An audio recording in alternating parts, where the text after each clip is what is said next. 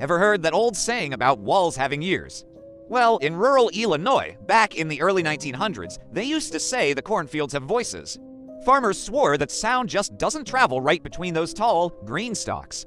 A shout might come back to you, but it's never the same. It could be delayed, twisted, or echo from a direction you weren't even facing. Most people would just laugh it off, blame it on the wind. But there was one particular field that nobody, and I mean nobody, would dare enter alone.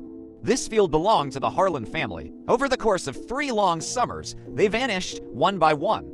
It started with the youngest son. The next year, his mother disappeared.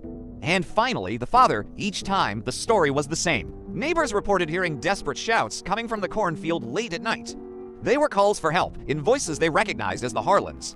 Search parties would grab their lanterns and head into the field, but the moment they stepped between the rows, the calling would stop. Dead silence. After the father, the last of the Harlans, vanished without a trace, the town had had enough. They burned the farmhouse to the ground and let the field go wild. It was never planted again. For years, it stood as a dark, overgrown patch of land, a place you hurried past without looking.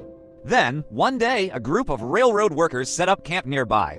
One of the men, named Robert, was sitting by the fire one night when he heard a faint whisper drifting out from the dark corn. It was his own name. He called back, thinking it was one of his friends playing a trick. And the field whispered back. Every word he spoke was returned to him, but something was off. The voice was slower, deeper, almost as if it was learning his words, practicing how to say them just right. His friends watched in silence as Robert got up and walked towards the cornfield, still talking, nodding his head like he was deep in conversation.